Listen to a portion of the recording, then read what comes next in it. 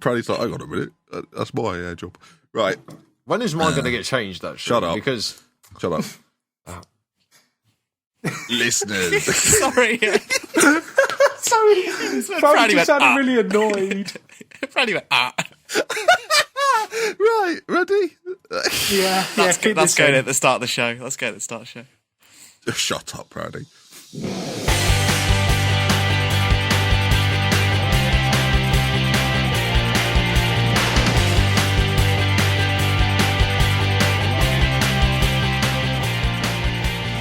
Listeners, hello, welcome. That is For The Fans back again for another sort of look back and look forward on the football events of the week. And this week we're joined by three guests. I say guests, two hosts, and Proudy's back.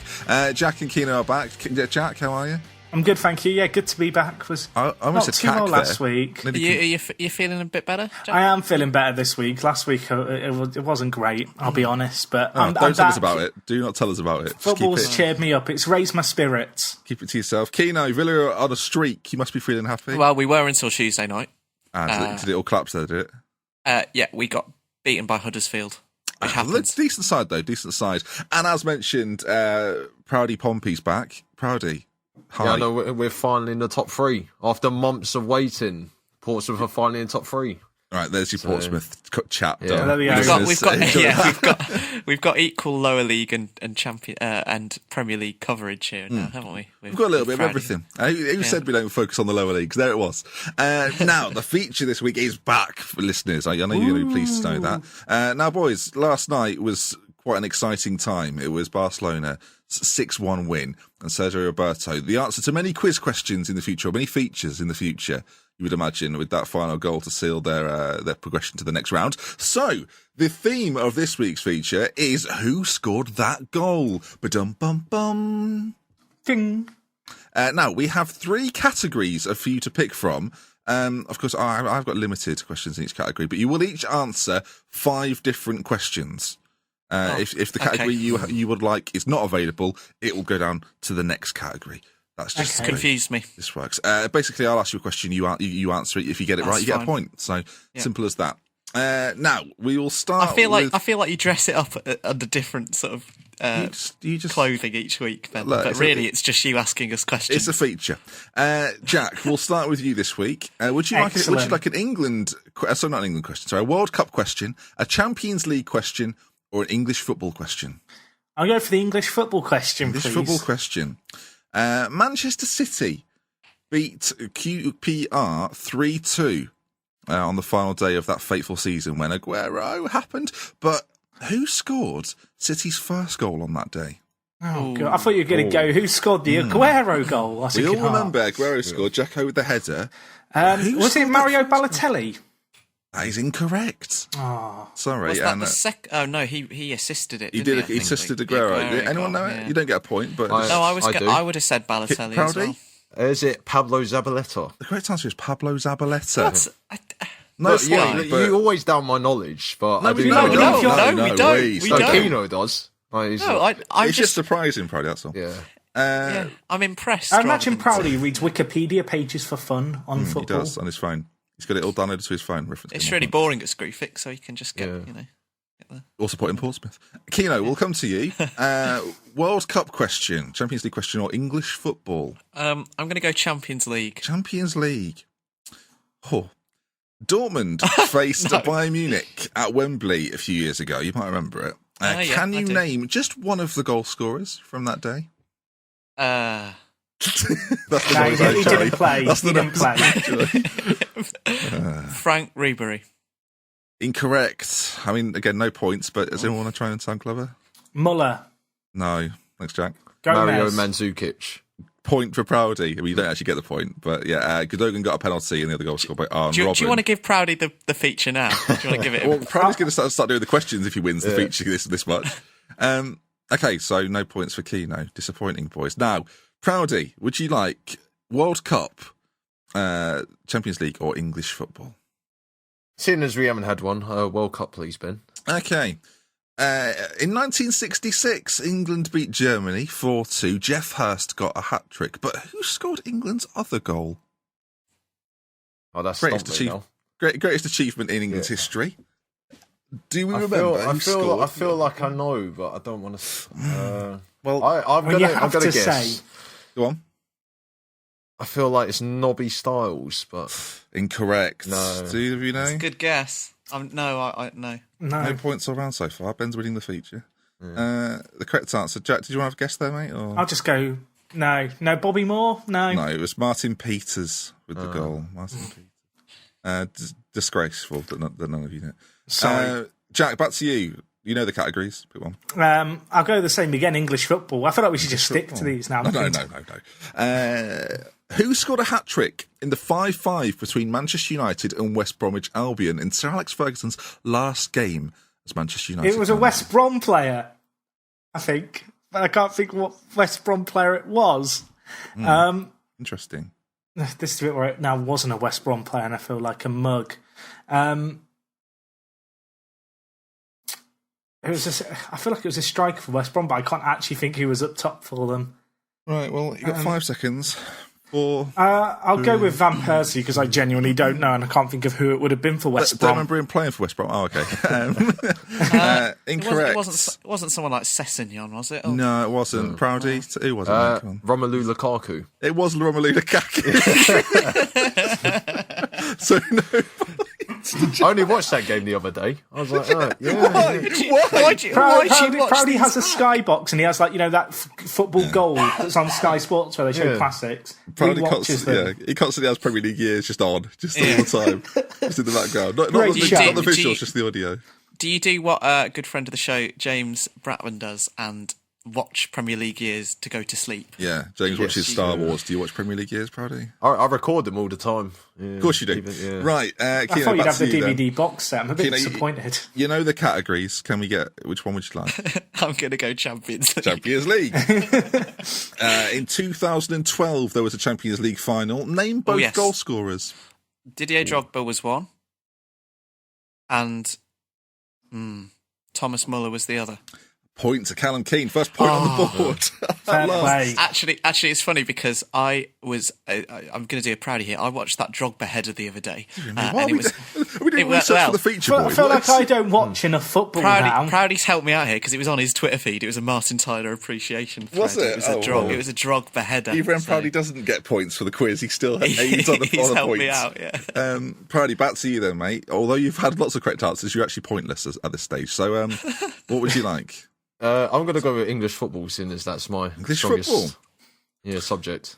Who scored the 4th in Newcastle's stunning comeback versus Arsenal in 2011? I know this. Cheek Tioto. Correct. Yeah. That was one of the easier questions, but you did get it right anyway. Jack, so they were back on you, mate. I'll go World Cup. We've not had enough World Cup action, so that was one of the categories, right? Yeah. Who scored 2 goals for Brazil in the 2002 World Cup final? Ronaldo. Point. See, some of these are easier than others. That's That's. I'm trying to help you out with some of them, boys. Kino, back on you, mate. Let's stay World Cup. World Cup. I'm afraid of English football. Okay. We all remember the final that Zinedine Zidane got sent off for headbutting Marco Materazzi. But can you name either goal scorer in the final that ended up going to penalties? It was 1-1. That was 2006. Yes. Yes. You don't get a point for that. What's the name of the fullback? No, he scored in the semi. Was it Grosso? Was it? Maybe. What was the? Did you say 2 penalties? No. Who scored? What did you say, sorry? So the game ended 1-1. Can you name either, just one of the goal scorers from that final? No. See, it's not remembered for that though. No, I remember a lot about that World Cup. Thierry Henry. Yeah, he was there. I think. Sorry. Yes. Anyone? Did he score? Can anyone name Luca Toni? No. Proudy? I know Zidane scored, didn't he? Zidane scored a penalty in the game. It was the one that hit the bar. Do you remember? Yeah. Hit the bar and went over the line. The other goal scorer was Marco Materazzi, which isn't that? I mean, neither player will get credit for the fact they performed on the world stage in that game. You won't remember that, do you? So sorry, Kino, no points. Proudy, over to you. I've got my 1. I'll take it. I'll go Champions League this time. Champions League? Yeah. Okay. Who helped AC Milan revenge Liverpool in 2007 in the final once again? There's a player that scored 2. Filippo Inzaghi. Point to Proudy. It was indeed Filippo Inzaghi. Great answer, Proudy. I've got to say, you get a lot of stick from generally everybody, but you do. I mean, I don't give Proudy much stick. Well, that's just because you don't see him. Don't talk to us as much as we do. Yeah, Jack, we're back on you. Can I say, boys, you've all taken 3 from each, and I got 5 from each, so you've done well. Jack, I'll go World Cup again. I like that World Cup one before. Who scored the winning goal at World Cup 2010? Great question. I don't know. Who scored in the final? This was Jack. Oh, I know. You scored the winner. Oh, no. I wish I knew. Stop looking it up. I'm not looking it up. I wish I was. I wish I was looking it up. I mean, Spain won it, so it's got probably a Spanish player. Okay. Fabregas was kind of their striker at the time. I'll go with Fabregas. Correct answer was... Andres Iniesta. It was Andres Iniesta. And Kino, we come to you. I'll do an English football one because I've not done it yet. English football. In Manchester United's 8-2 win over Arsenal, can you name 5 of the 7 goal scorers? No, I can't. I will remember this game because I didn't get to watch it. I'll allow you one incorrect one, but I'd like you to try and give it to me in order. As in, not in time-wise, but I just mean I want you to give me the goal scorers. But if you get 2 in a row, if you get 2 wrong, you lose the point. But I'll give you a little bit of leeway. Okay, it's quite difficult. Yeah, you could. Yeah, it is. Yeah. Was one of them Wayne Rooney? There's a point. Well, that's not a point, but there's the correct answer. Did you say what year it was? No, it was 8-2 though, and it was. I mean, I do know what the year was, but I'm not going to tell you. It was post 2010, pre 2012. Okay. Noted. Was one of them? We need quicker answers here. Giggs. No. Fletcher. No. The correct answers were Danny Welbeck, Ashley Young got 2, Wayne Rooney, Nani, Jason Park, Theo Walcott, and Robin van Persie also scored for Arsenal. So, no points for Kino there, which actually probably gives you a very good opportunity to just win the feature. What category would you like? How many questions have we got in each category? We've got 2 left in the Champions League final, 1 left in the World Cup one, and 1 left in English football. Might as well take Champions League then. Thank you, Brady. Yeah, who scored for Arsenal against Barcelona in the Champions League final from a corner? Sol Campbell. Point. He's done well. He's done very well. It's because he joined Portsmouth the year after. Oh, did he? Yeah. I feel like Proudy, maybe there are some listeners who are really good as well, but Proudy's some hosts of features, but Proudy's up there. Why are you not on Mastermind or something? Yeah. No, my mum said doing this. My mum said I should go and question a sport, but I'm not a footballer. So, love that. You were so you should go on this, Proudy. Mum, they have the idea is that sort of sporting breaks go on there. You could do Mastermind though. I've seen you play table tennis. Jack. Hello. I'll have English football again. You know, I started with it. I'll end with it. In the Gerrard final. Okay, there's a few fights. Is this FA Cup? Yeah, in the Gerrard. If you type Gerrard final into Google, this comes up. In the Gerrard final, name 2 goals scored by 2 goal scorers from West Ham on that day. Konchesky is correct. And then it was an own goal by Carragher. Trick question. There was also another goal. Sorry. Well, can I not? Carragher scored for West Ham. He scored for West Ham. I think he deserves that. I would have given you the point anyway. You are correct. The other goal scorer was Dean Ashton. I met him at Centre Parks. Keynote. Really? Yeah, I bumped into him in a queue for a water slide. Brilliant. No, imagine that. Did he go on the water slide? He did. It was the day before. It was the weekend where he played in that West Ham testimonial thing and scored the overhead kick. He was at Centre Parks the day before because that was on the Sunday. Yeah. Perfect preparation on a water slide. Did you tell him to go for one? Was it you? I did say to him, Dean, look, mate, I know injuries have been plaguing you, but if the ball comes to you 7 foot in the air, don't header it. Back overhead it, and he listened. I'm surprised he didn't lift up a t-shirt with your name on it or your face on it. That would have been great, wouldn't it? Anyway, Kino, Champions League. We're leaving probably the World Cup one. Yeah. You will regret this. When Porto won the 2004... I just pick them badly, don't I? When Porto won the 2004 Champions League, 3 different players scored for Porto. Can you remember just one of them? Deco. Points. Carlos Alberto and Alenovic was the other one. Okay, I've salvaged it. And Proudy, final question left for you. You've already won, so... World Cup 2010, England scored 3 goals. Can you name all 3 goal scorers? I've changed it because it's you. Okay. It was originally 2, but it's now 3. Steven Gerrard scored against US. Jermaine Defoe scored against Slovenia. Correct. Frank Lampard scored against Germany. Matthew Upson scored against Germany. And with 4 points, Christopher Proud. No. Lampard scored against Germany. No. Sorry, Sepp. Incorrect. It went over the line. Gerard Defoe. I'm not upset about that again. Are all the correct answers. And this week's winner of the feature and future feature master is Christopher Proud. Well done. Can we get a round of applause? Otherwise, I'm applauding. Thank you. Well done, Proudy. And that brings an end to this week's feature. And that's also the end of Proudy's contributions today. So yeah, thanks, Proudy. Thanks for being there. Thanks, Proudy. Now, let's talk then about the Premier League that happened last weekend. We aren't going to talk about Manchester City Stoke because, well, it was 0-0. It was rubbish. Did anyone watch it? Did anyone make the decision to choose that over the Champions League? Can you imagine that? I almost watched the Property Ladder on Channel 4, but chose against it. Let's start then with probably the most controversial game of the weekend.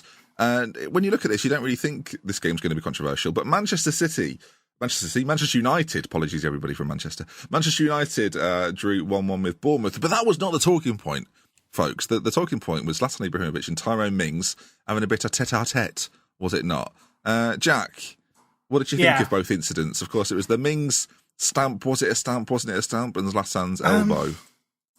Well, can I start off by, I feel a bit sad for Andrew Sermon. Because he's been sent off and no one's really remembered that about this game. I think you're probably quite pleased about that in many ways. I remember him as kind of, the young fullback at Norwich. He wasn't a nasty player and he's just gobbed off at the ref a little bit, I think, and that's what he was sent off for. But on the whole, the Mings-Ibra thing, I don't think he's intentionally stamped on his head. Well, let's go around the table. I'll be the unpopular opinion. I genuinely think he looks down at Zlatan to try and avoid him. I don't think people are that. I don't think Tyrone Mings is that nastier a player. I don't think there are many footballers at all who would intentionally stamp on another player's head. And I genuinely think he's tried to hurdle over him. I'll answer that last. Keno, do you think the Mings stamp, was it a stamp? Was it intentional? Wasn't it intentional? I'm sort of going around. Had they had a little bit of sort of not that I can remember before that? There was a little throwdown, wasn't there, by Zlatan? Was Zlatan threw him to the ground? There might have been something little in it before, but I'm a bit unsure about it as well. Like what he did was wrong. Totally. It was dangerous, even if it wasn't intentional. It was incredible. Yeah, it was incredibly dangerous, and if he'd have done it a bit harder, Ibrahimovic might not have been playing for a while. But I'm not sure if, as Jack said, that if Mings is that sort of malicious a player to do that. I'm really unsure. I think they both should have been sent off at the time.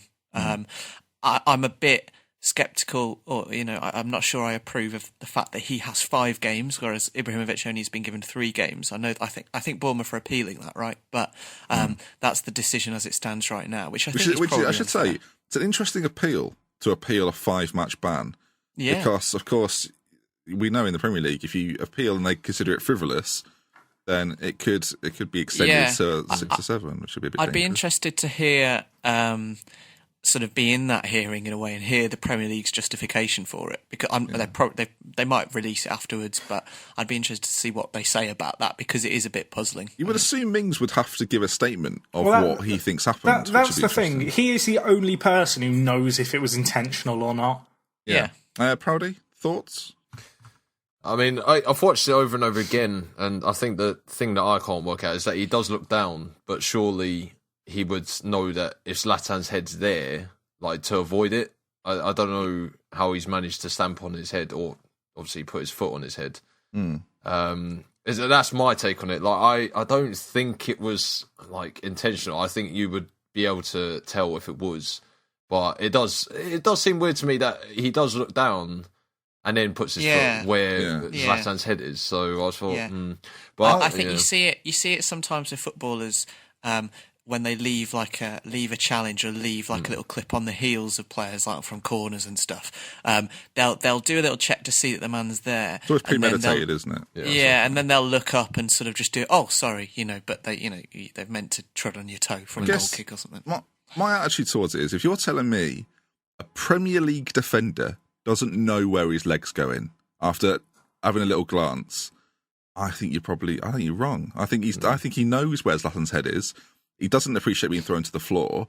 And while it's the least, for me anyway, it's the least malicious stamp I've seen for a while, which sounds strange. Still a stamp. I think he wants to catch him. I don't think he wants to hurt him. It's that sort of situation. I think he thinks, do you know what? You have a little go at me, I'll have a little go at you here. And then he doesn't realise that this is Zlatan Ibrahimovic, and he will have the final say, and he will elbow in your face. So on the elbow, then, do we think again? Is it just Zlatan? No, I wouldn't say being Zlatan, because he's not known for being sort of this dirty player, but it's quite an arrogant swipe, isn't it? Yeah. Jack, It's just how arrogant a swipe was it? It was one of those swipes that like your Sunday League kind of forward who's a bit of a knob does, and probably doesn't get sent off for it in Sunday League. Are you telling me, Jack, if Matt Reed does it for Lincoln at the weekend, you'll be applauding it? Is that what you're saying? I'd enjoy it. I'd be like, a bit of non-league football in there. He did give one on Joey Barton. I don't know if you've seen the video of that. He did elbow Joey Barton in the head. And that came out like after the whole kind of Joey Barton trying to get him sent off. And I'm not talking about the incident, which wasn't an actual elbow. There was genuinely one not dissimilar to the Ibra one. I think the Fellaini I can't really blame Ibra for retaliating. And there's the debate of Wings shouldn't be on the pitch, but the bottom line is he's elbowed him in the head, and they both. I don't want to say they're both as bad as each other, but they both deserve the punishment in line with the actions they've done, regardless of the context. Yeah. Where do you stand, Jack, on the length of the bans then? See, this is where it gets really tricky, because is Tyrone Mings done for like violent conduct? Is that what it falls under? Yeah. And then is Zlatan's under violent conduct as well? They are both. They are both. Because then it's a bit. I know that it's kind of comparing apples and oranges, but I can understand why Bournemouth feel a need to at least try and appeal it. I will say I have just watched back the stamp on the head because, refreshing my point of view. I'm still not convinced it's intentional. I think Ibra's on the floor. Tyrone Mings is watching the ball, has a look down to see where Ibra is to try and jump over him, and just doesn't jump far enough, and also gets bumped a little bit by Rooney. So on those grounds, then you would sort of side with Bournemouth in the sense that they feel aggrieved. I think so. I think the issue is that one's a stamp and one's an elbow to the head. And I guess the argument is that a stamp is more violent than an elbow. What would you prefer, Jack? Would you prefer to be stamped on or elbowed in the head? I mean, let's test this out. Neither. I feel like neither's going to knock much sense into me. Next time I meet you, Jack, we'll both jump for a ball, and I guess my general opinion is that both players have intentionally hit the other player in the head, at least in the eyes of the FA. Yeah. A stamp is probably worse. But at the same time, I can sympathise with Bournemouth and understand why they're doing it. I don't think their appeal will be successful. And I think, if anything... It's rare that they do. I actually think that, generally speaking, elbows to the head, as intentional as the Ibra one. Sometimes you get the ones that, where two players just go for it and it's kind of not really... I don't want to say it's not violent, but it's not intentional. Kevin Davis was a man that used to love an unintentional elbow. I mean, what is the difference between elbowing someone in the head and punching them in the head? Like, from the stance of the FA, like intentionally. Direct, punch is very like, I'm trying to punch you in the face. Listeners, let us know what you think. To me, like an elbow is in line with a punch in the sense that it's not even like it's an unintentional elbow. That's my point. It's a throwing of a limb at another human. So I think a stamp is a bit more. I probably do think it's closer together. I think they're both as equally as calculated as each other. No, because like. Throwing your arms up when you jump for a ball in football is quite commonplace, as is running next to players is quite commonplace. Punching someone in the face is not commonplace in football. No, but for a Fellaini elbow, I think that applies. But this is a kind of daylight kind of elbow to the head on a player where he's never even playing the ball. It's a little bit more constructed in that way. It's calculated. Is part of my point that I'm trying to make. I'm not saying that an elbow and a punch are the same, but I think that equally as calculated in terms of Ibra thinks I'm going to leave something on him. I think they should both just have 3, and that should be it. I don't think there's any need to give him an extra 2 because it's not conclusive, but it is dangerous play. And Does violent Mings have conduct. previous? Like, No, I does don't anyone think so. know? That's the thing that kind of makes me get. I think there's some players who, when they stamp on another player's head, you go, yeah, well, that's the kind of player they are. Roy Keane still have a bit of that. Proddy, what do you make of the length of the bans? Fair? Not fair? I think I agree with you. They should be the same. I mean, if if Mings gets 5, I think Zlatan should get 5 as well. I know what Jack's talking about, but I feel like with elbows, like I mean, there's some which look intentional, which was Zlatan's, and then there's some where they're just not like that's not what they were meaning to do. And I think like the FA should see that elbow was intentional. I mean, they've seen so many replays of it that they should have given him a 5-game ban if Mings gets 5. So that's why I think. I think 3-game ban would have been too lenient, in my opinion. I should say about that game. I mean, the ref I'm lost doing, it.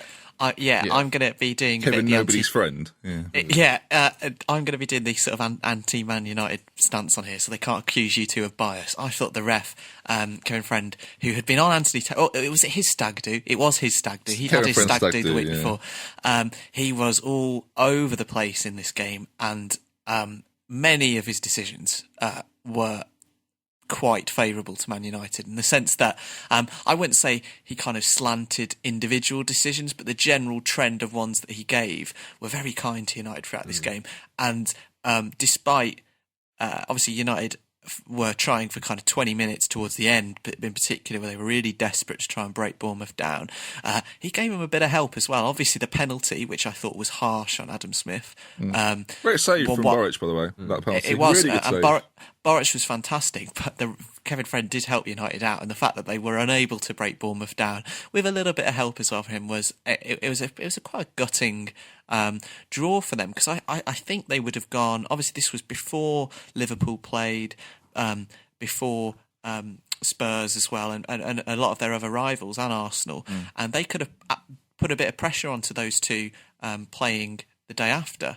And later on that day, and it was a bit of it's quite a deflating loss, draw even. It would have felt like a loss, sorry, considering how well that they'd been playing and the manner in which they were unable to break 10 It was a men game down. that you expect United to gain ground. And really, the story for me is that not only have they not won that game, Zlatan is now suspended for 3 games, and he has been pivotal to everything good about Manchester United this season. They've got Chelsea in the FA Cup, they've then got Middlesbrough away, West Brom at home, so games that maybe they wouldn't mind so much. Like you think, I think the almost run after that, the run after that, they've got Everton, Chelsea, Manchester City, very close to each other. Arsenal, Tottenham still to come. So in many ways, he's not suspended for those ones, but I think almost the Chelsea game in the FA Cup's probably the game that they'd. I mean, obviously they have top 4 and they want to get into the Champions League, but if they could beat Chelsea in the FA Cup, they'd be on for a domestic cup double, which I think in Mourinho's first season would be a pretty decent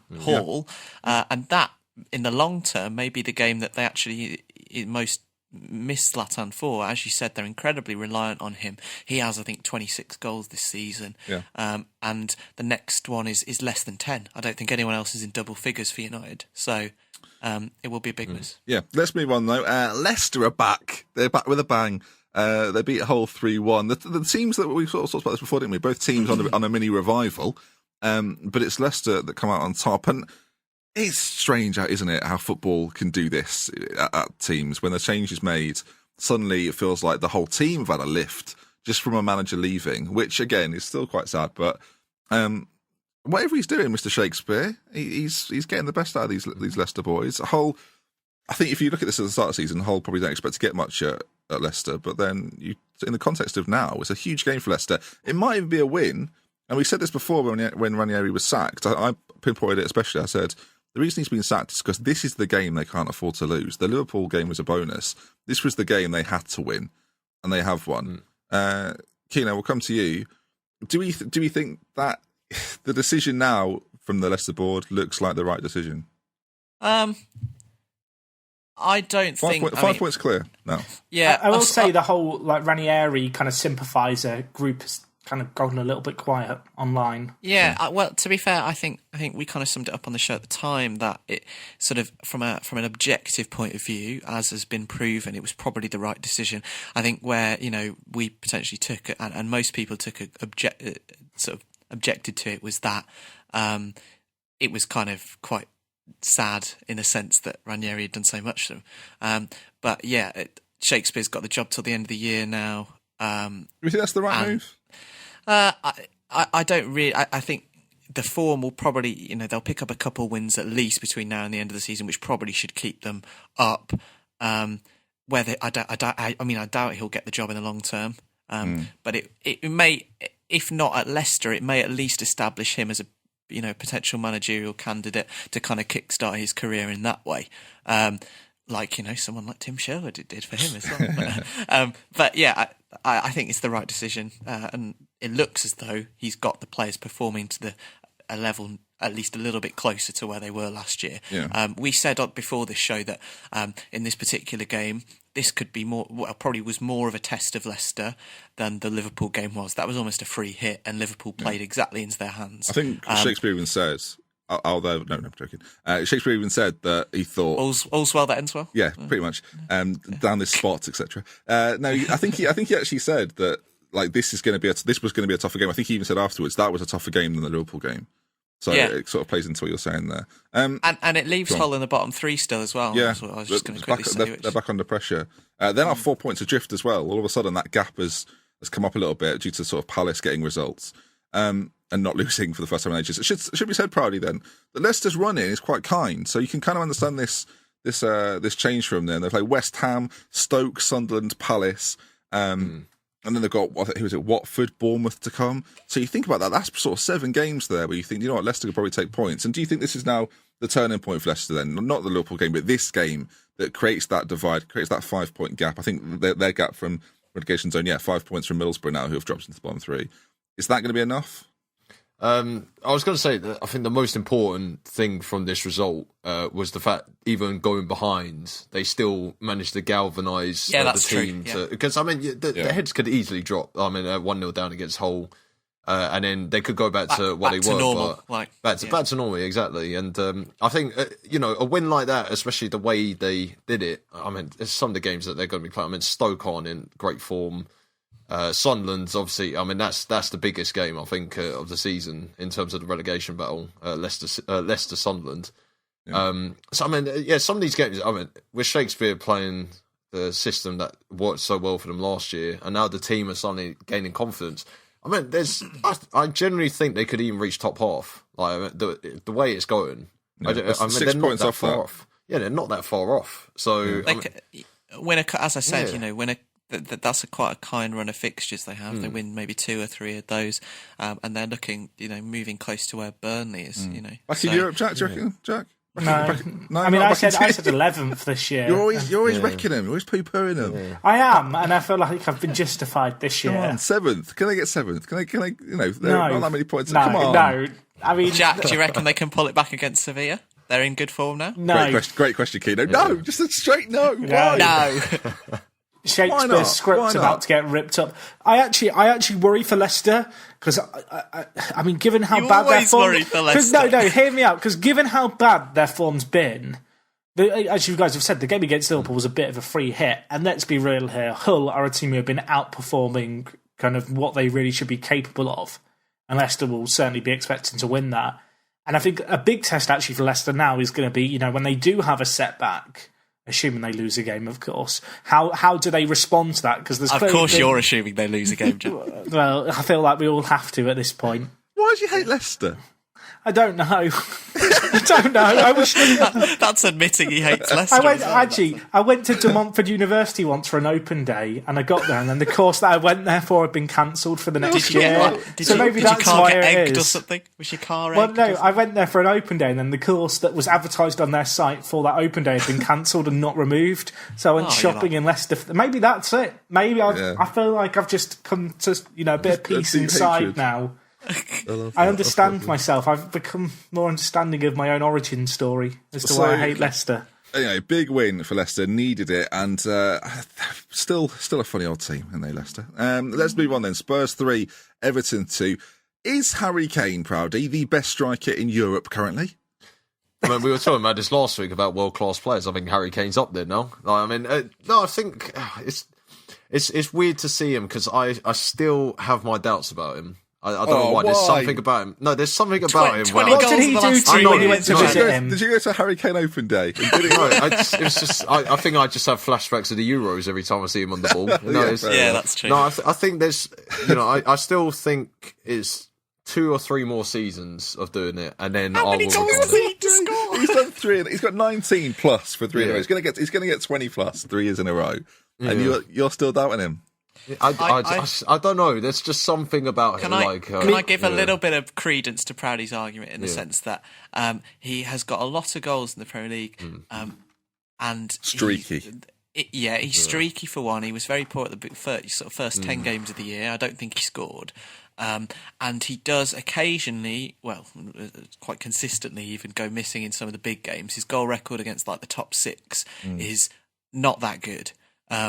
So I mean, that if you were looking for where he needs to really improve, obviously in games like in the Champions League where Spurs have struggled, and in those kind of big top 4 Premier League games, that's maybe where he could.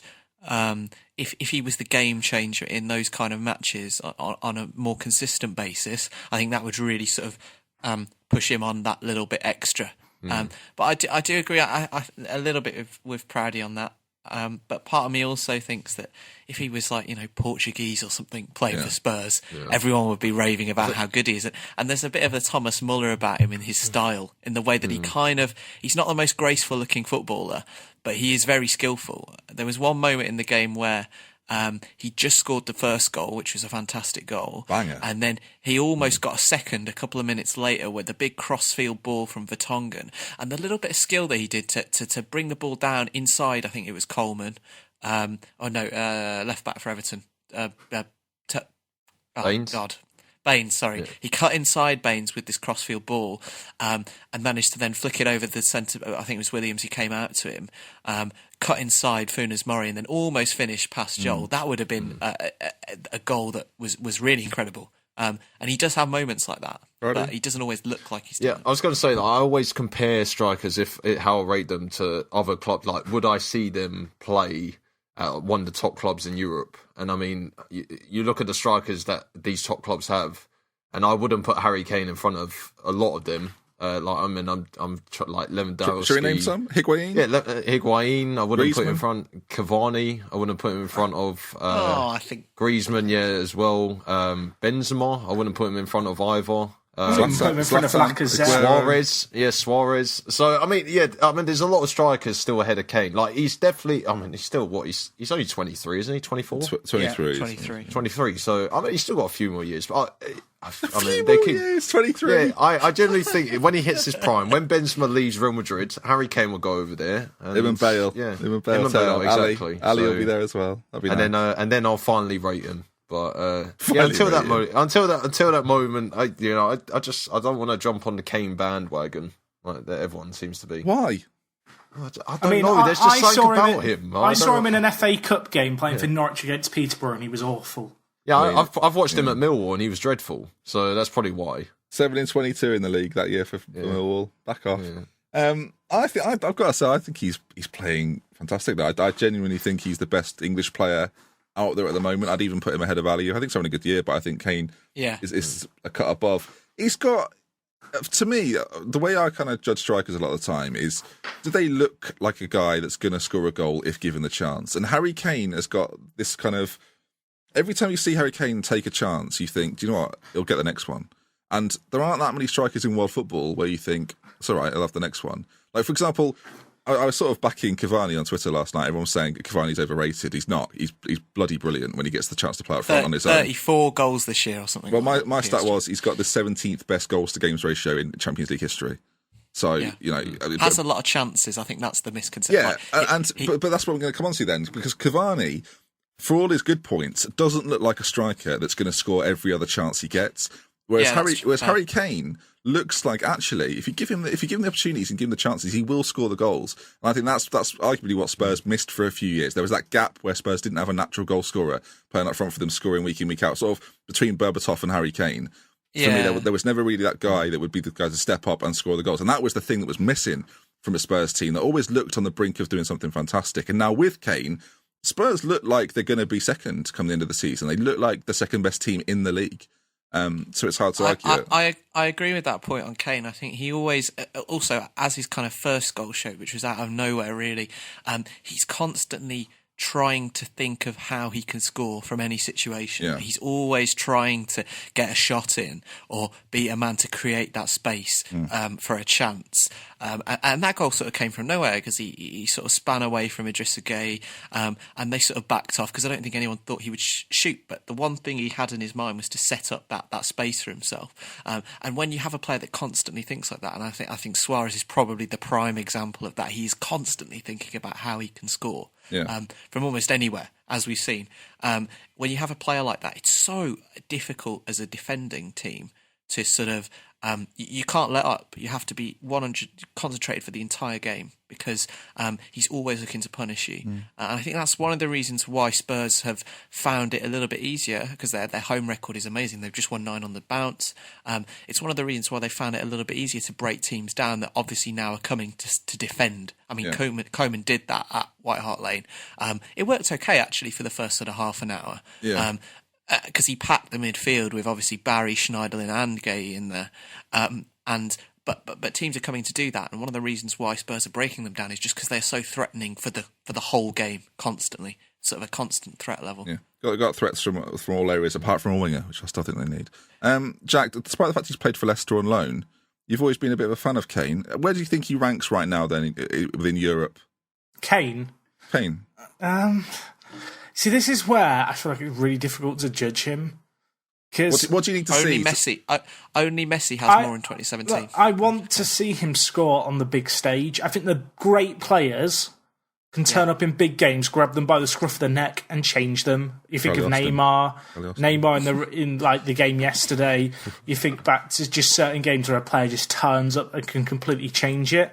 And I feel like Harry Kane, he's the consistent goal scorer. But I don't necessarily think he's the player who makes something out of nothing. There's times, where he doesn't get the service and he really suffers and he can't really create that opportunity for himself, which is what I think some of the really great players can do. I think that's fair. Well, that's interesting then. So are we? Is there still this doubt? Probably you seem to have it as well. Is there this doubt over Kane's head then that until we see Kane in another system and he plays just as well, then we'll start to believe it? Like if, for example, we've seen players play really well before, someone leaves next to them, and all of a sudden they're not quite as good. So if, say, Spurs did lose an Eriksen or an Ali for whatever reason, for whatever money, all of a sudden Harry Kane's game has to change, has to adapt to become something else. And that's going to be the point in which people go, actually, he's really good. And I think, he needs this with him, and then there'll be question marks. I genuinely think, from an English perspective, it's really exciting. Oh yeah, for sure. Like, I don't want to poo-poo him. I actually think he's been one of the best strikers in the Premier League this year. Yeah. But as I said, I don't know if he creates enough out of nothing for himself. I think back to the games in kind of the Euros in the summer where he just didn't really get a lot of the ball. He didn't really have a lot happen for him. And I feel like in some ways he benefits from playing in a Spurs system where they just have a plethora of a kind of talented talent behind him that can just create something out of nothing. Eriksen, Dele Alli, Lamela. Talent. I don't know where I've gone there. That's the name of the show this week. Spurs have lots of talented talent, and I think Harry Kane's part of that, but I think he's kind of the beneficiary of the type of players that play in behind him. Yeah. Proudy, just round us off. Final thoughts? On what, Kane? Or... Yeah. I felt like you had something to say. I'm giving it to you. I think he's the closest thing to a complete forward. So I think it wouldn't be too hard to adapt to a different system. I think the thing that I would like to see him, though, is score in Europe more consistently. Because I don't think he scored in the Champions League this year, did he? No. Unless it was against CSK Moscow. 2 goals in 3 games in this year's Champions League.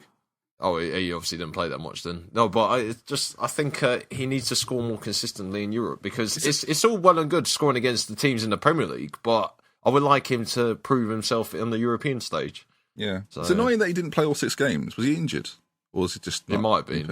Yeah. Annoying. He scored against Monaco and he scored against CSKA. But yeah, he was injured for a few. Oh, okay. Yeah. Well, do you know, we were going to talk about West Ham Chelsea. We'll actually leave it, I think. We'll leave it out. We'll go straight to, because we've got a lot of talking to do about Arsenal. We'll go then to Anfield. It was Liverpool 3, Arsenal 1. Hooray. And as if it's not predictable that we could do this on a weekend. This was the best. This was the best result Arsenal have had all weekend this week. This week, the best result they've had this week.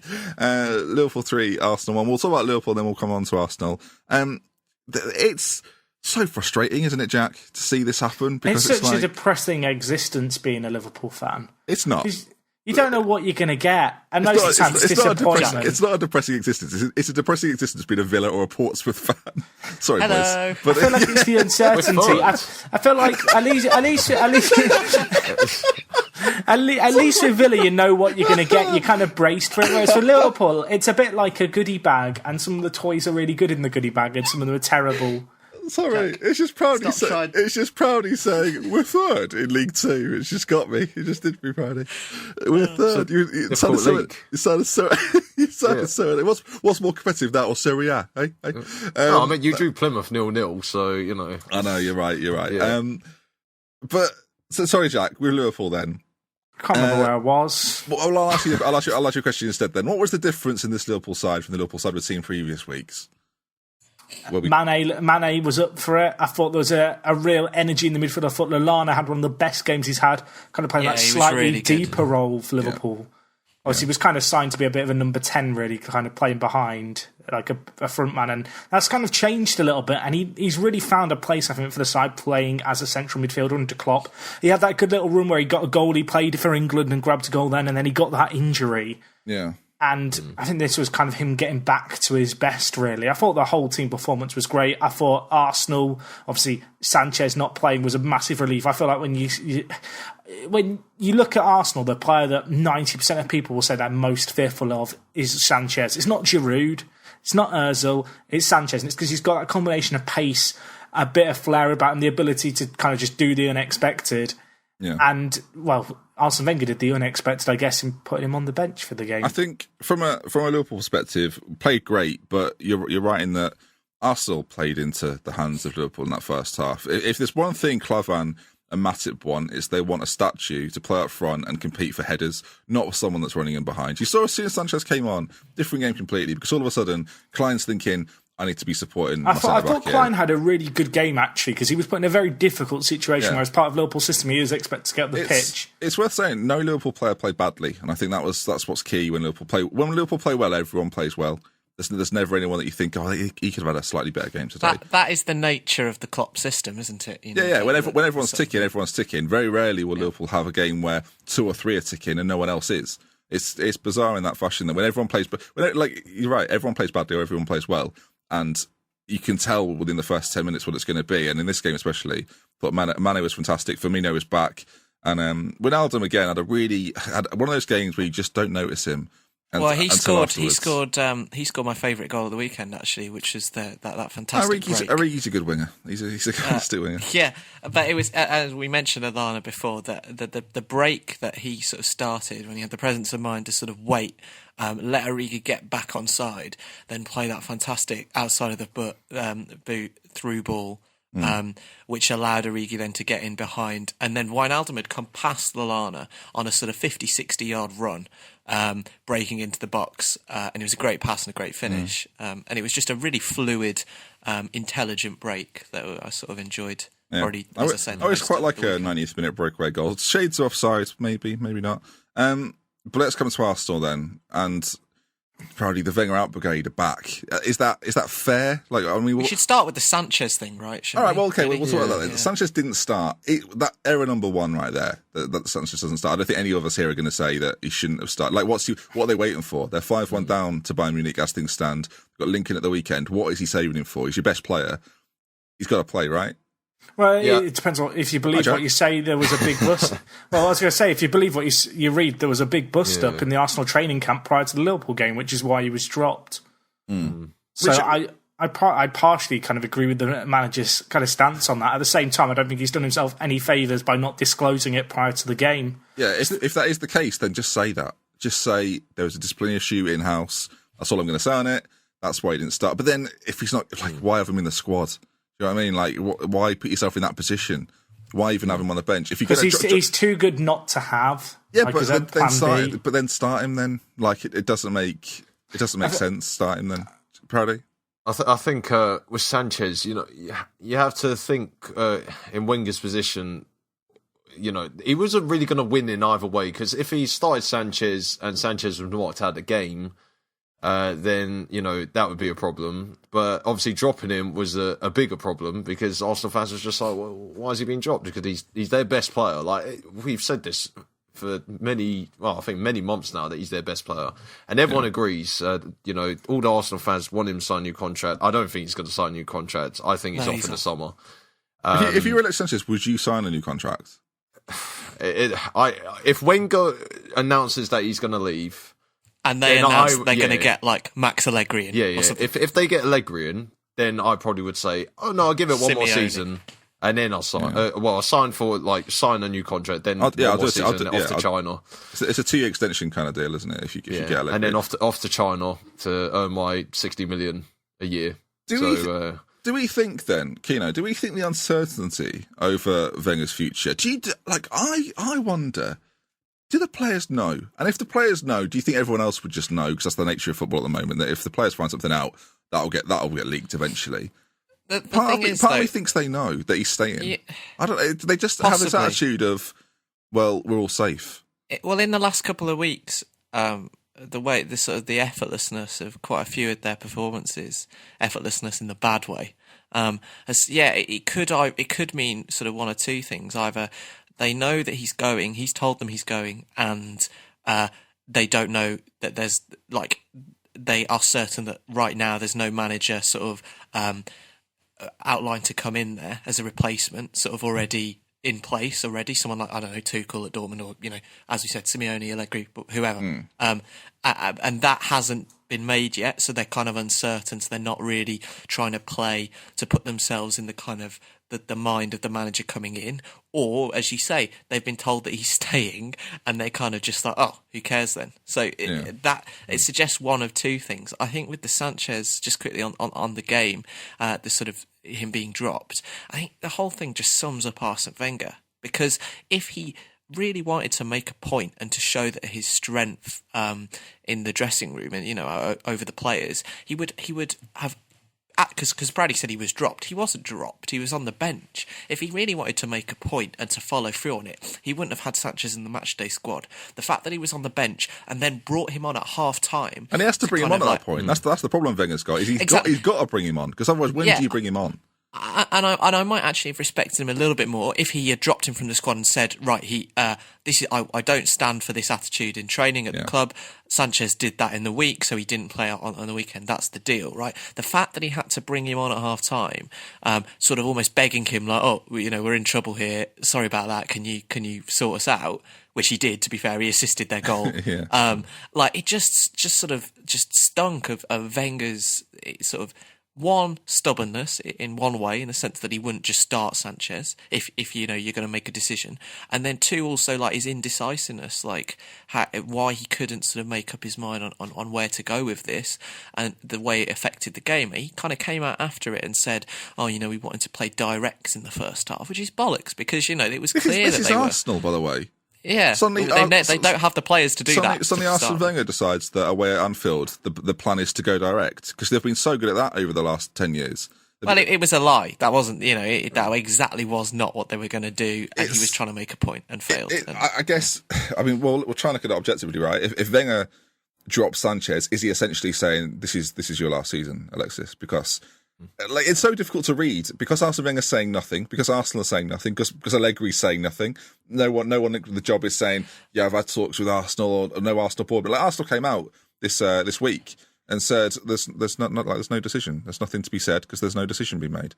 At least they didn't give him kind of the whole kind of Ranieri treatment of saying they stand by Wenger at this time. But that's true. But they wouldn't, would they? They wouldn't. It's Arsene Wenger. It's always like it's a given that they stand by him. And it's the Arsenal board who are notoriously sort of quiet on these things as well. I think, like, on a case in point of what Wenger could have done with Sanchez, you can drop players and they can return the game after and be trying just as hard. Case in point is supposedly what might have happened with Costa and Antonio Conte in January with the China thing. There was supposedly a bit of goings on in training. He left him out for the weekend, and he came back and just feels like different levels of respect. I think also there's a bit exactly of that. Partially, but I feel like there's a bit of a difference in terms of the Arsenal situation. Arsenal desperate to bounce back from that Bayern game, and I feel for Wenger in a little bit. because he's kind of doomed if he doesn't. If he doesn't drop Sanchez at least from the starting 11, other players in the squad, they're going to kind of look at that as kind of it's acceptable for one player, but not for others. It's kind of double standards because the superstar's allowed to do what he wants and other players can't, which can't be good for atmosphere here. So the thing is, right, Jack, we don't actually know that something's gone on. No, it's pretty much been reported by every single tabloid, and it came out within the same hour. I kind of feel a bit like, so what? According to every tabloid, Costa was off to China, and that was done. Yeah, but they also reported on the Costa bust-up. It's not like they're reporting Sanchez is out. They're reporting he's out. And the other thing is, why else would you leave Sanchez out of the team unless there was something else going on? Do you think, it's not to do with Sanchez, but do you think the Oxlade-Chamberlain situation might have something to do with Sanchez as well? The fact that, like what Jack was saying, that, there's obviously one rule for one player, and do you think, because Oxlade-Chamberlain reportedly wants to leave Arsenal as well, he wants out, or do you think it might be something to do that he has found out that Wenger might be staying next year and he doesn't want to be a part of that anymore? Or it's just this chronic sort of uncertainty that you've seen in Arsenal's football for the last in some 5 ways years. Arsenal don't have a lot to lose by now naming Wenger's fate. No, they don't. Because I don't think he can get much worse than it currently can in terms of league performances. You say that, Jack, right? If they could lose to Lincoln. No, it's not that. But you say you say that when they lose to Lincoln. Lincoln, you say there's not much for it's not much for Arsenal to lose now if they just say Wenger's fate. What if Wenger's fate is to stay another year? Then people will have to get over it, and you give them a little bit more time to get over it. I think for Arsenal fans now, though, it's getting more and more difficult to get over it. Like it's becoming almost a state of what's the purpose of Arsenal Football Club right now? If you're a fan of Arsenal, it must be entertainment on YouTube. It's a running meme. But that's what they are now. The thing is, right? Me and Kino and a few others were watching the Arsenal Bayern game this week, where they obviously got thumped again. We can move on to that now as we go. I'm going to just be honest about my reaction to that game. For the final 15 minutes, 20 minutes of that game, I was just laughing.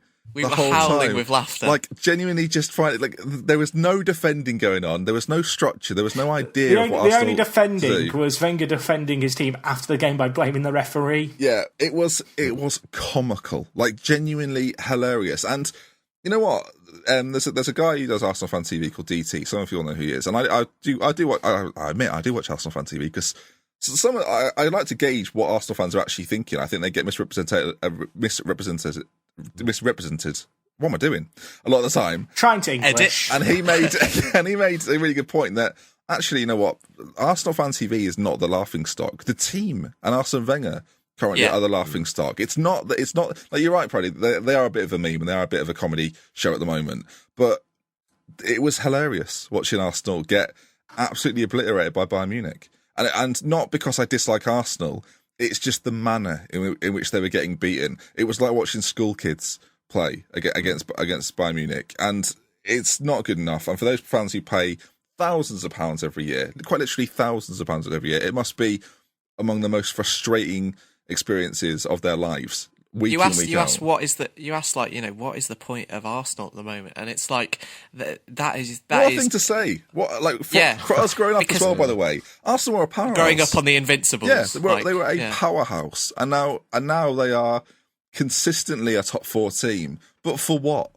Like one of the best funded, best supported. They're continually the most well run financially. Like the club is the most well run club in the Premier League financially, but there's a point where, as Arsenal fans that are investing in the team, and not just the Arsenal fans, but the players that obviously want to be challenging for stuff. They're also in this cycle, and I think Sanchez is arguably in that hole now where he realises actually Arsenal's job isn't to win trophies. I'm not going to win trophies at this football club. I'm going to be playing Champions League football, and sure, that's good for my reputation, but I'm not going to be winning things. And I think if you're a player like Alexis Sanchez, who's come from a Barcelona side that won everything, there's going to be a breaking point for him. And I think he's gone. I genuinely think in the summer he has gone. I don't know where he's going, but he's going to want to move. I think there's been a kind of visible change in Sanchez's attitude in the last month, probably. kind of culminating in a way in that sort of, as you said, while we were watching the Bayern game, he sort of walked off and he was waving goodbye to the fans. Like as he was being subbed off, he was sort of doing a wave, and then there was the stories of him sort of having a laugh on the bench after being subbed off, while Arturo Vidal was sort of doing kick-ups in the Arsenal penalty area and that sort of thing. Like the attitude that he's shown is not great, but it's almost kind of understandable, because I think what you just said there, Ben, is exactly what's running through his mind. He's kind of had this realisation that he isn't going to win trophies there, as you said.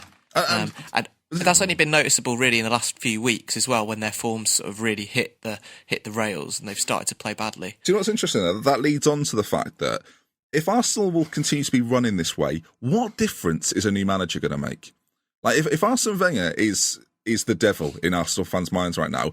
If the board, like I know a lot of Arsenal fans are saying that they don't want Wenger gone, they want Wenger gone, and they want the board gone. They want total revamp. Well, frankly, that ain't going to happen, because the owners appoint the board, and from the owners' perspective and the board perspective, it seems as if they're getting exactly what they want out of Arsenal Football Club, because they continue not to challenge. So why would a manager, like we forget, right, that we talk about players players are ambitious and they want to win the most trophies, and they want to be competing on every front and making themselves into stars and leave a legacy in the game. Why do we think that managers don't want to do that? Do you think Allegri wants to go from Juventus, winning the league every year, to come to Arsenal and compete for third or compete for fourth?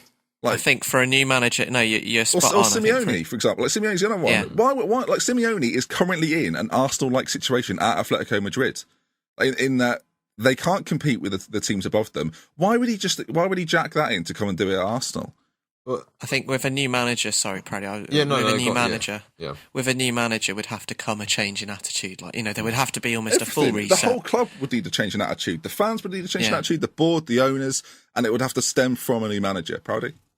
I was going to say, like, what you were talking about, Allegri moving, like, it's the same applied to why did Conte leave Italy to go to a Chelsea team where he didn't know if they were performing, because they finished 10th, like, before he joined. Yeah, and that's true. He would never know, like, how they probably would have done the same to him, like, a few bad results, and then suddenly they stopped playing for him as well. Like, he had to take the risk, and a manager like Allegri probably thinks, like, I've managed in Italy all the time, like, if there's a job in England, I'll take it. It's a new challenge. Managers like challenges, yeah. He's been on record as actually saying as well that he would like to manage in England. We're kind of assuming it's going to be Max Allegri, but as I said, he's one of... I think he's the favourite as well, by the way. Yeah.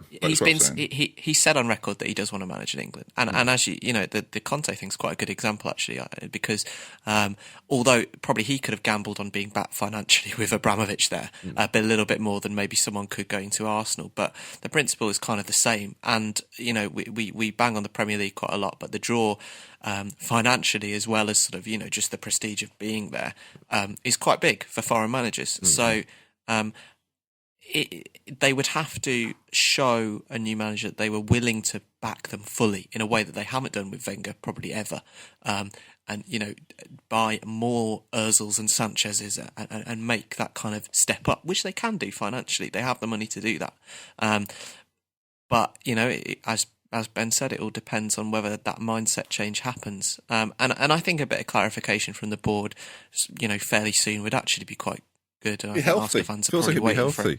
Just generally. I do think what would you do, Jack? Well, I was going to say, I'd be worried if I was an Arsenal fan. I think there's some parallel. No, hear me out. I think there's some parallels to be drawn between the Arsenal team right now and Liverpool's squad, kind of 2008, 2009, when Liverpool finished second, and then from that ended up finishing outside the top 4 years in a row. Liverpool at that time, they'd had a few fifth place finishes, but largely speaking, consistently in the top 4, certainly challenging for the Champions League. And it took one departure, and it was Alonso who left that summer, and they finished 7th the following year. And I actually think Alonso's impact on the squad is very different to the impact that Sanchez has. Who's announced his retirement today, we should say. It has. But I look at this Arsenal squad, and I don't want to poo-poo on the Arsenal team too much. Genuinely speaking, how many of the players in the Arsenal team would say get into Chelsea's starting 11? Realistically here, Koscielny. Outside of Sanchez, maybe Koscielny, I would say David Luiz, and kind of the defence of Chelsea has been played so well this year. Close. I think maybe a player like Bellerin would get in. Three or four though is the point I'm basically making is that Arsenal don't actually have as much talent as I think they realise. I feel like the years where they were right up there, the reason they were doing so well is because of their talent. You look at their recruitment as of late. You look at the signings like Xhaka. I guess Coquelin might fall into that bracket. Players who came in for fairly hefty money. I'd put Lucas Perez in there as well. And then you put in a few players who are perhaps gambles that haven't really come off, who were a bit of long-term investments, players like Theo Walcott.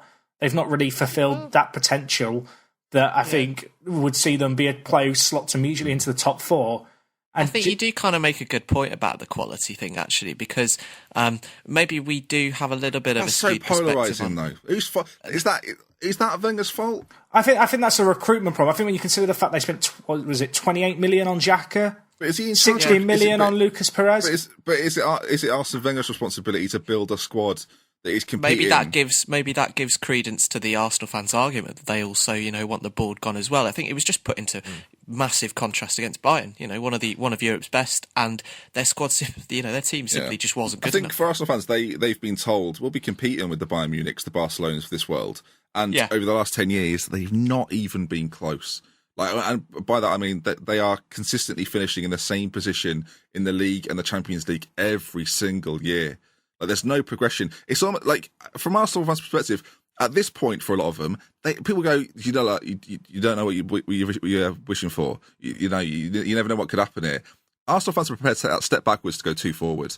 They're at that point now. Okay, if we have to take a Europa League for a couple of years, but it means we'll build something. I'm not just saying this because I'm a Liverpool fan, right? But you hear a lot from Arsenal fans of, look at what Liverpool are doing. Look at what Spurs are doing. We want to be on a path. We want to see a purpose and a direction to our club. And at the moment, Arsenal Football Club are directionless. Yeah, True. I just mic drop. As I said, I just think there's a lot of parallels between the Arsenal team that finished second last year and the Liverpool team who finished second in 2009. I think you're right. And I think there's a risk here for Arsenal, and there's still time to turn this ship around. That they could be in a position where they're left without a few star players. I think if Sanchez goes, Ozil's probably going to want out. I don't know how many years he's got left on his contract. Yeah, I think there's going to be a big emphasis on the transfers that Arsenal make, because in reality, you kind of look at their team. I think for a player like Sanchez, he's probably joined Arsenal on the premise that they're going to spend some big money getting a few other players not dissimilar to him and really have a go at Europe. And when you look at some of their transfers, they're just a little bit underwhelming. You think back to the hype that was kind of the late Ozil deal when that happened. And, in recent years, there just really hasn't been that. Arsenal do, you say they're expecting to spend big money. They have spent big money. It's just big money on big players, I guess is the point I'd make. I don't think they've spent their money that smartly. But Arsenal, but that's it, isn't it? That Arsenal are gambling on those players that aren't quite world class in the hope that they'll join Arsenal and become, like Xhaka is an example of that. Mustafi's an example of that. They want to see those players. So when you talk about who are Arsenal's key men, who would get into a Chelsea side, Arsenal as a football club want to be able to say, you'd still get Mustafi in there, you'd get Xhaka in there, you might throw Danny Welbeck in there if he's playing really, really well. Sanchez, Ozil. So all of a sudden, you've got a far sort of stronger side, a stronger core. You look at where Arsenal invested in the summer, all this talk of they need a stronger core, they need to make sure that it's competing with these top sides. Well, they did that, and it still hasn't worked. They spent £96 million last summer. Still a lot. That's absolutely madness. That when you look at their squad. They've spent, 38 million? I thought it was 28 million. It's 38 million on Xhaka, 35 million on Mustafi, 17 million on Lucas Perez. I don't even want to go back another year. I don't even think they spent that much money the year before. But I don't know, when you look at Alexis Sanchez, who came in for £36 million, and then you go, we bought Xhaka for more, and Mustafi was 2 million less. That's mental. Mustafi has barely played in the Premier League this year. I don't know if that's a case of Wenger just doesn't think he's good enough. I don't know if that's a case of a few injuries, lack of fitness, whatever. That is mental. I can't think of any other team in the Premier League who has spent 35 million on a player who's had less of an impact. Musa Sissoko is standing up. Hi, Musa. I mean, he was cheaper. He was less. We'll see less than that. Right, we're going to take a short break. We'll be back after this little message. this particular podcast, For The Fans Show, have linked up with ClassicFootballShirts.com, the home of the classic, rare, retro, vintage football shirt. All of the shirts are original and officially dating from the seasons in which they were worn. You can find a referral link on Twitter in our YouTube description. If you're interested in that sort of thing, get yourself one. There's honestly, the range is ridiculous. There's a Norwich away kit, a Parma home kit, anything you want. It's madness. Welcome back, listeners. There's a football coming up this weekend. It's the big one. It's Lincoln versus Arsenal. We've just had a little chat about Arsenal. Jack, are Lincoln going to do it?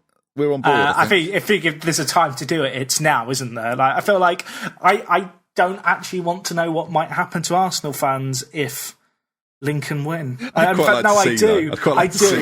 do. I could see seats being ripped out and thrown on the pitch. I think it could get pretty ugly if they lose to Lincoln. Arsenal Fan TV will go to TV. I think at that point it'll be like this is they'll worse. Just close down the YouTube channel. It will have been that bad. Sky Sports 5 will just be rolling Arsenal Fan TV forever and ever. Kino, you're finally on the Lincoln hype train. Too late. Is he about to get off? I've been brought on it. I'm going to make an appeal though, Kino. I hope you don't mind. On behalf of For The Fans, we'd like you to get off the Lincoln hype train. Why? Well, because I can't help but feel like your influence might be a factor in Lincoln not progressing any further. So do you want me to back Arsenal then?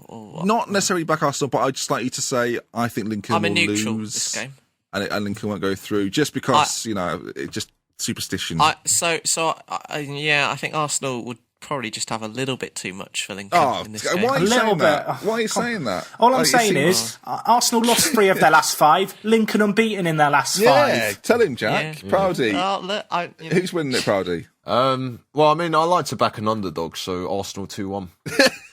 Good, very well done, very well done. Do you know what, Proudy? I don't care about what Jack and Kino think about the predictions based on the feature results. So, Manchester United, Chelsea.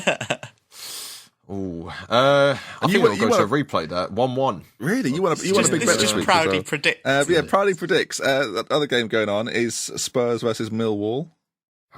3-0 Spurs. 3-0 Spurs, and Manchester City versus Middlesbrough. 1-0 City. Wow. Okay. Thank you for that, Proudy. Can we make them for the feature next week, or is that?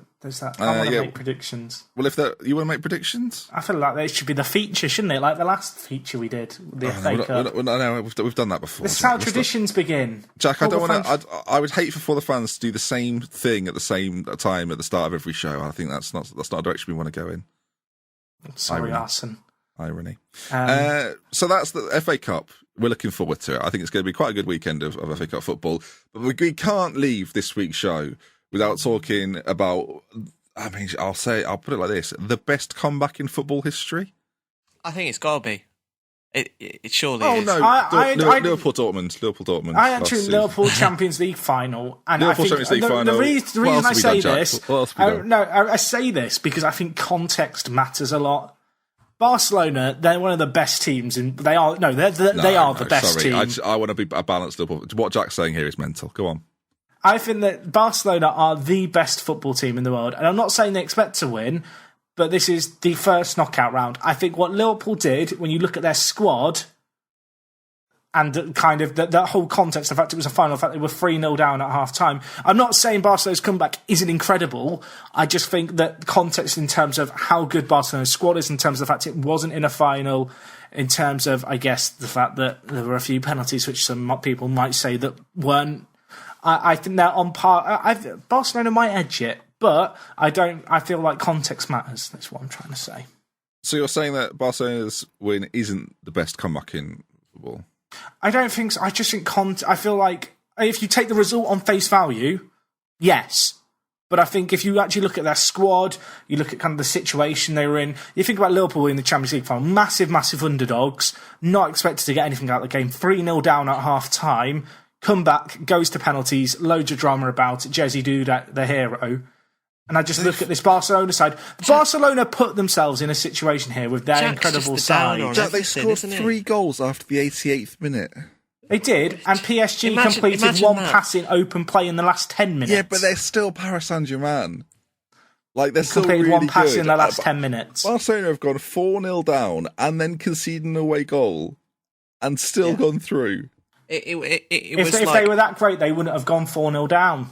But That's not an Checkmate. argument, though, Jack. You're Jack. I tell you what, Checkmate. right, Jack. Listen, you are the Chris Sutton of this podcast. I mean, that's a low blow. You- I consider myself you- more of a Phil Neville. Jack's got a Well, better yeah, manage- over hang on, him. Jack's got a better Yeah. managerial record in Lincoln He than does. Chris Sutton He has. does. That's true.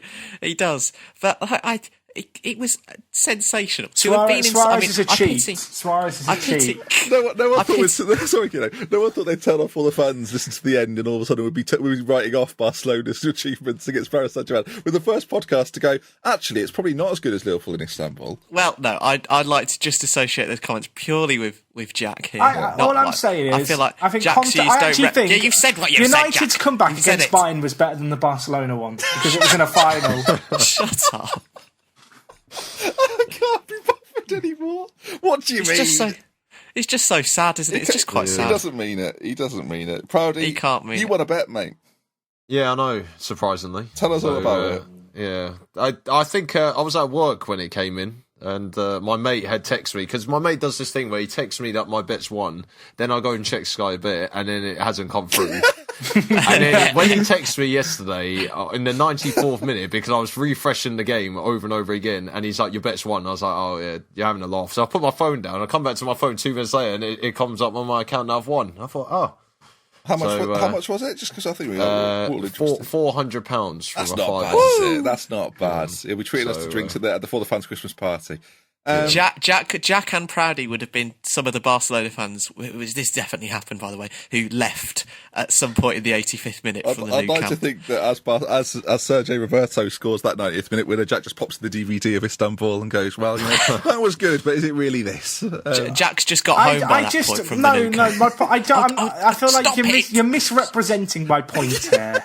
Completely. He's still going, Barcelona's listeners. fixture on face value as an isolated What does that fixture. mean? Like ignoring the wider context and ignoring the fact it wasn't This a is awful final. radio. The fact I agree with Jack, to be fair. No, I do agree I with will Jack. include the context. It is an unbelievable comeback.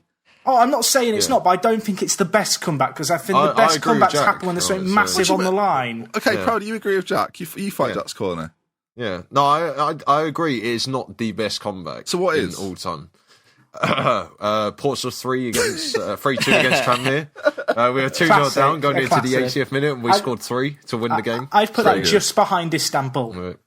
Yeah, that's no. I don't. I think Barcelona's comeback, like, it's definitely up there. It's definitely up there. I think. Let's talk a little bit about Neymar because we were tweeting, we were watching sort of again. We were kind of watching this, chatting about it at the time it was happening, and I must admit actually once the goal went in from Cavani for PSG, I'd had it on my laptop and I'd sort of after that goal went in, I kind of minimised the Yeah, window. I did the same thing. Genuinely the same thing. I was doing other stuff and I was like, yeah, I think it's probably done. And it was for the Neymar free kick, which woke me up again. And it was, I mean, I was saying this to you guys, and I think I tweeted it on For the Fans, that while Messi's still in unbelievable form at the moment, and particularly in La Liga, he has eclipsed Neymar in terms of his goal scoring record, right? Neymar hasn't been that impressive in the league in terms of goals this year.